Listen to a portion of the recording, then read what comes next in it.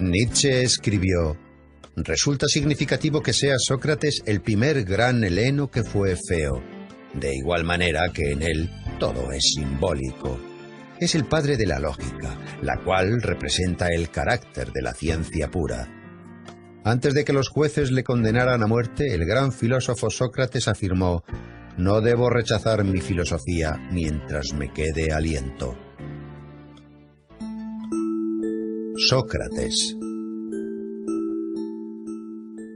El antiguo filósofo griego nació en Atenas en el año 469 a.C., en la familia del cantero Sofronisto y la comadrona Fainarate. Puesto que Sócrates era analfabeto, toda la información que se conserva de él es gracias a los trabajos de sus discípulos Platón y Jenofonte. No existe mucha información sobre los primeros años de su vida, pero se sabe que con 17 años ya llamaba la atención por la gran agudeza de sus razonamientos y su facilidad de palabra.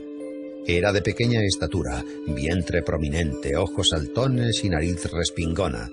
Aspirando a concienciar a los ciudadanos sobre la perfección moral, Sócrates realizaba numerosas tertulias, en las plazas y en las calles. A la sombra de un olivo pasaba horas discutiendo sobre la justicia y la virtud. La negligencia de los quehaceres diarios llevaron a Sócrates a una extremada pobreza. Recorría las calles de Atenas descalzo y vestido con la misma túnica. Antifón, el sofista, decía que ningún esclavo querría ser tratado como él se trataba a sí mismo. Sócrates se sumergía tan profundamente en sus propios pensamientos que llegó a permanecer todo un día en el mismo sitio. Aunque con el comienzo de la guerra del Peloponeso, cuando el peligro amenazó a su ciudad natal, Sócrates luchó valientemente por la protección de Atenas. Cuando el oráculo de Delfos anunció que Sócrates era el griego más sabio, el mismo filósofo se sorprendió mucho. Interpretó el oráculo como un enigma y se aventuró a encontrar hombres más sabios que él. Acudió a los sofistas, quienes ejercían la profesión de enseñar la sabiduría. Fingiendo ser un ignorante, Sócrates preguntaba humildemente a los sabios de Atenas sus conocimientos sobre el bien, la belleza y la virtud. Después, con una agilidad irónica espléndida, les hacía notar sus propios errores. Su mérito más grande fue crear un método inductivo que le permitía llevar a sus alumnos a la solución de los problemas que se le planteaban, por medio de hábiles preguntas, cuya lógica iluminaba el entendimiento. Inspirado por cómo su madre ayudaba a traer niños al mundo, él creó el método denominado como mayéutica.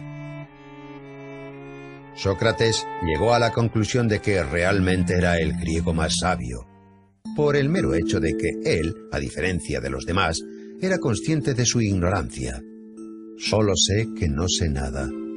Sócrates pensaba que los dioses le habían encomendado la misión de impedir que los ciudadanos cayeran en la hibernación espiritual, y actuaba como una avispa que incordia a un caballo. De hecho, ese fue el apodo por el que le conocían, la avispa ateniense. Sócrates intentaba comprender y formular principios morales que fuesen uniformes para todo el mundo. Solo hay un bien, es el conocimiento. Solo hay un mal, es la ignorancia, decía Sócrates. Insistía en impartir una educación a los jóvenes en la que no solamente los padres, sino también los poetas y los filósofos deberían comprometerse. Los ciudadanos atenienses se quejaban de que parecía que perdían el control de sus hijos, porque el astuto filósofo les estaba arrebatando el afecto de sus niños. Aristófanes describe esta situación en su comedia Las nubes. Cuando un joven le preguntó a Sócrates si era necesario casarse, Sócrates le contestó: «Haz lo que desees, te arrepentirás de todas formas». El propio Sócrates, a la edad de 40 años, contrajo matrimonio con una joven de 19 años. Ella se llamaba Xantipa. Se la conocía por su escandaloso temperamento. No obstante, Sócrates, con pleno dominio de sí mismo, aguantaba a su insensata esposa con su calmada filosofía. Tras la larga guerra del Peloponeso, Atenas cayó en las manos de Criteas, un tirano espartano y un antiguo discípulo de Sócrates. A pesar de que Sócrates nunca había colaborado con tiranos de ninguna clase, el filósofo fue acusado por no reconocer a los dioses atenienses y por corromper a la juventud. Con 70 años, cuando se presentó ante el tribunal, el viejo filósofo probó a través de construcciones lógicas que no debería ser sometido a juicio, sino ser honrado como el benefactor de la sociedad e instructor espiritual. Los jueces se enfurecieron y fue declarado culpable de todos los cargos y condenado a muerte. Aguardando a la ejecución, Sócrates pasó su último mes de vida en la cárcel hablando de filosofía con sus compañeros, tratando temas como la inmortalidad del alma. Antes de la ejecución, su amigo Crito le había facilitado una salida para escapar de Atenas, pero Sócrates la rechazó porque creía que había que cumplir las leyes aunque fueran injustas. Cuando llegó el día, Sócrates bebió la cicuta sereno y callado.